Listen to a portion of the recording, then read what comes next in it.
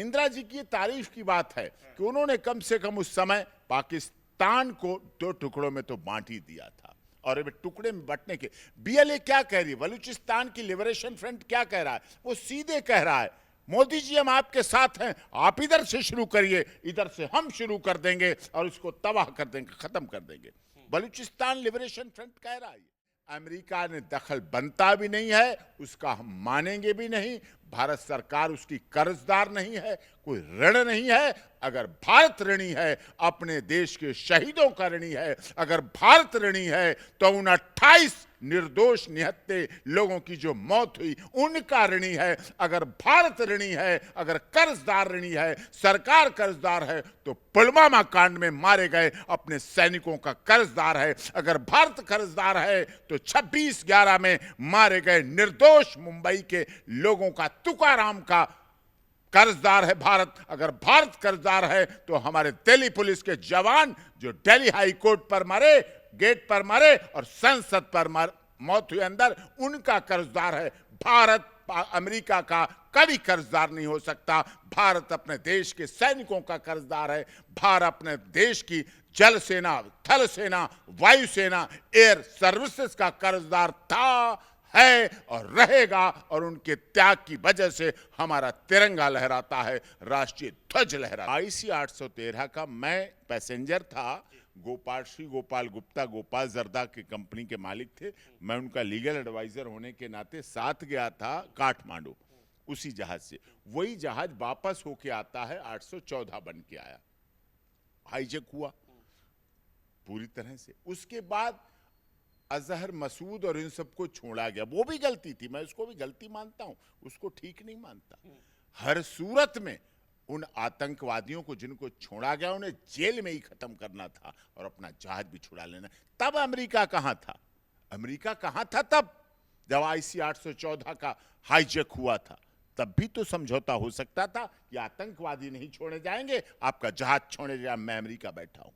ये एक ऐसा 78 साल की आजादी में पहला अवसर था, पूरा का पूरा विपक्ष एक साथ था। ओवैसी साहब, जिनकी मोदी जी से कभी नहीं पटती, जिनकी सत्ता से नहीं पटती, लेकिन वो ऐसा व्यक्ति, उसने अपने तमाम मनभेद भुला दिए, तमाम मतभेद भुला दिए और सीधे मोदी जी से कहा पाकिस्तान को करारा जवाब दीजिए, हम आपके साथ हैं। लाहौर है क्या? लाहौर लब की राजधानी थी। जो लव कुश प्रभु श्री राम के बेटे थे, जब अश्वमेध यज्ञ हुआ तो उन्होंने चारों तरफ फैला दिए, अपने संतानों को भेज देते थे अश्वमेध यज्ञ रोकने का। तो लब ने लाहौर राजधानी बनाई, कुश ने कश्मीर बनाई। और ये तो पुराना इतिहास है। और वर्तमान आजादी के समय भी जहां हुए बलिदान भगत सिंह, वो लाहौर हमारा है।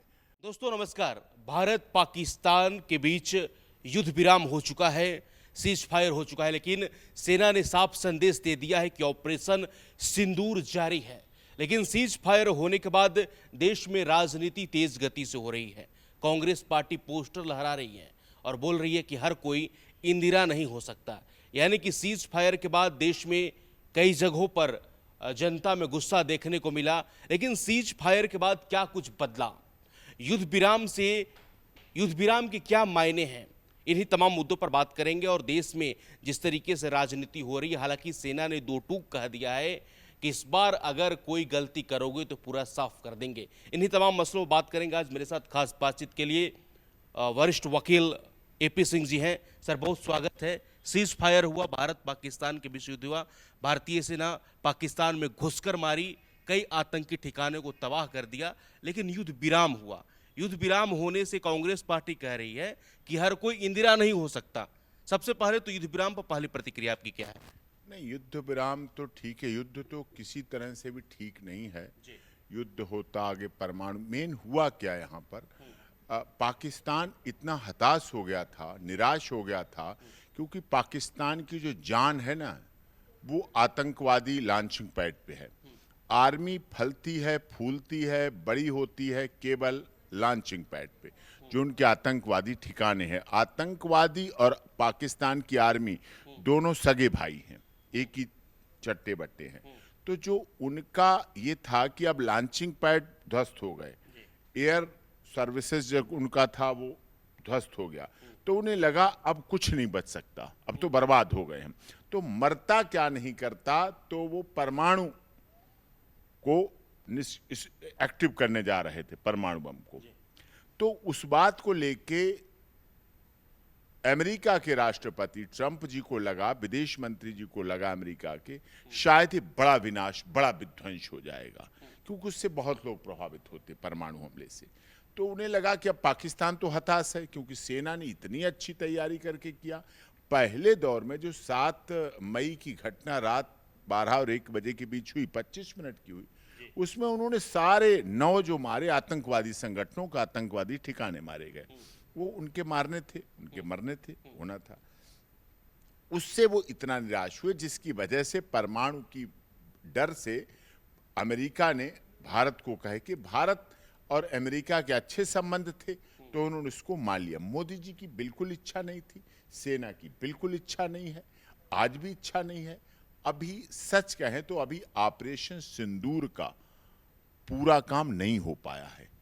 अभी ऑपरेशन सिंदूर की डिब्बी हाथ में आ पाई है, अभी सिंदूर भरा नहीं गया है।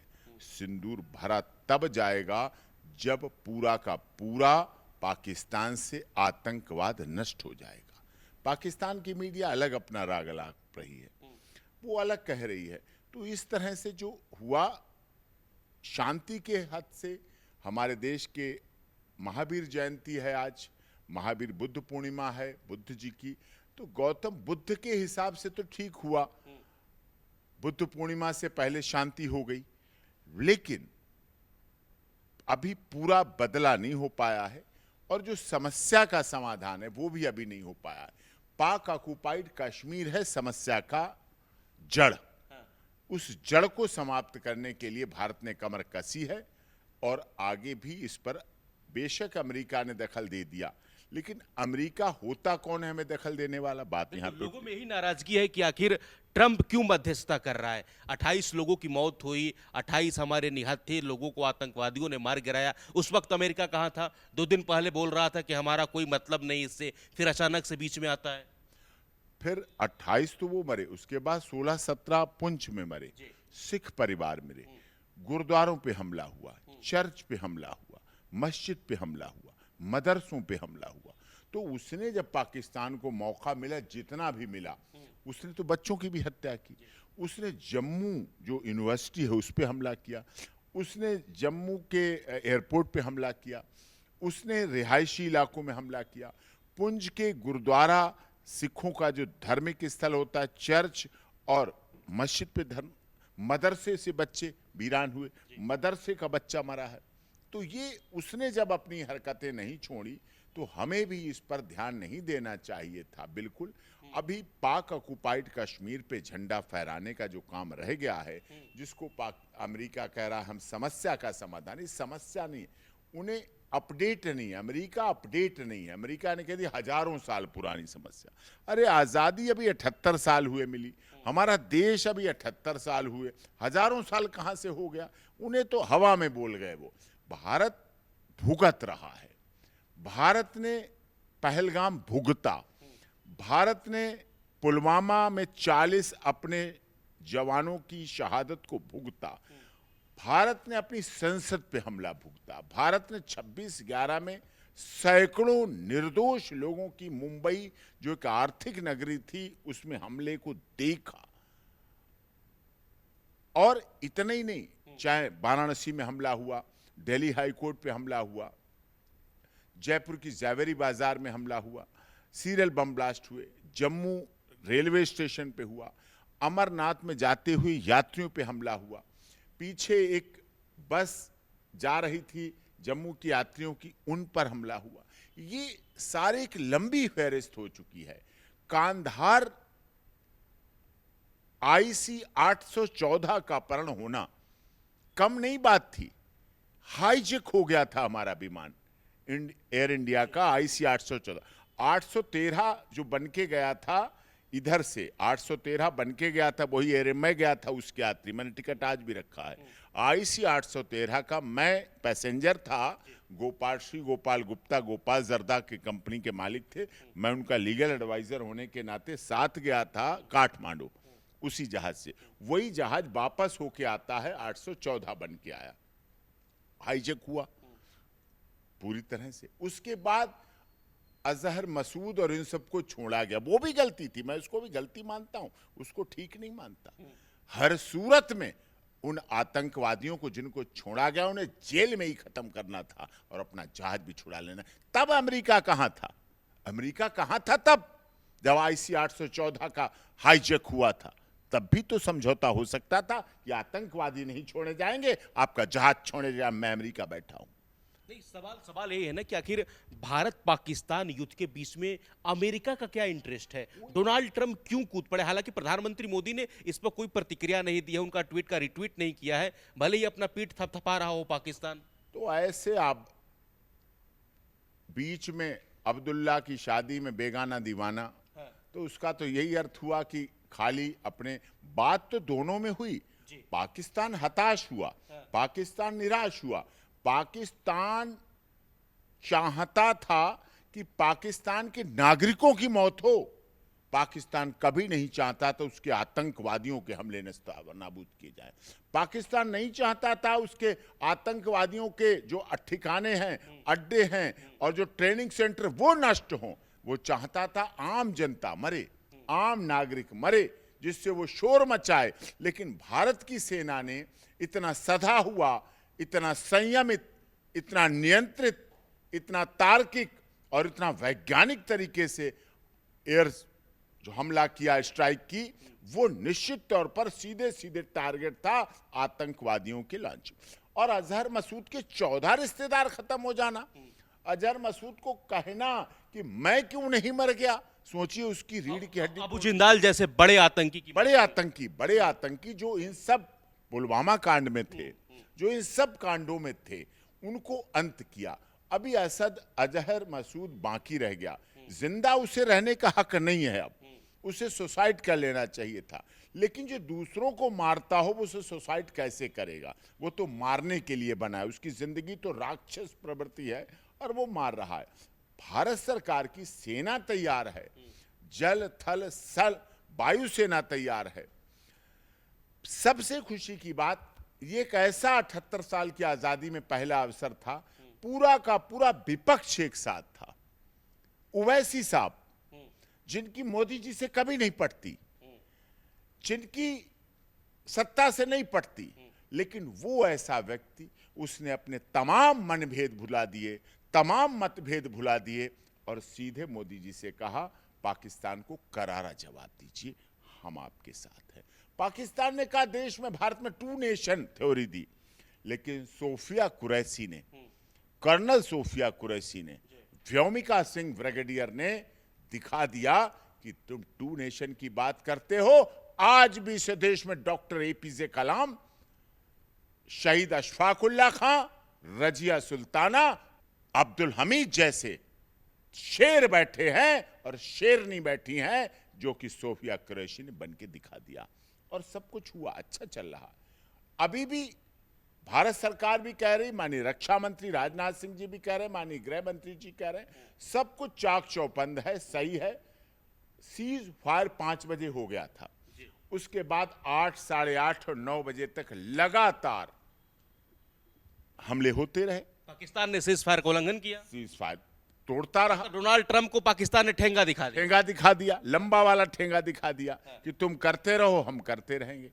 ये तो भारत, नहीं तो जब सीज फायर खत्म उसी तरह रुका और फिर सीज फायर तोड़ा गया, तब सीज फायर तोड़ा गया तो उसके बाद फिर सीज फायर, जब तुम नहीं मेरे, भाई बिन फेरे हम तेरे, तुम नहीं मेरे तो हम भी नहीं तेरे, जब तक तुम मेरे तब तक हम तेरे, जब तुम नहीं मेरे तो हम भी नहीं। कांग्रेस तो यही ना कह रही है कि कांग्रेस कह रही कि हर कोई इंदिरा नहीं हो सकता। जब देश आपके साथ है, पूरा विपक्ष आपके साथ है, सेना अंदर घुस गई, 9 आतंकी ठिकाने को तबाह कर दिया, गला पकड़ लिया सेना, तो आप क्यों पीछे हट गए? क्यों सीज फायर? नहीं, पीछे नहीं हटे आप, बिल्कुल कांग्रेस निश्चिंत रहे, विपक्ष निश्चिंत रहे, वो भी हमारे हैं, अपने हैं, मोदी जी भी अपने हैं, देश की सरकार भी अपनी है, सेना भी अपनी है, कोई पीछे नहीं हटा है। निश्चित तौर पर समय पर कठोर, कठिन, कड़ा और बड़ा निर्णय करके जवाब दिया जाएगा। और पाक ऑक्युपाइड कश्मीर का फैसला लोग चाह रहे हैं कि पाक ऑक्युपाइड कश्मीर का फैसला यही है। लाहौर है क्या?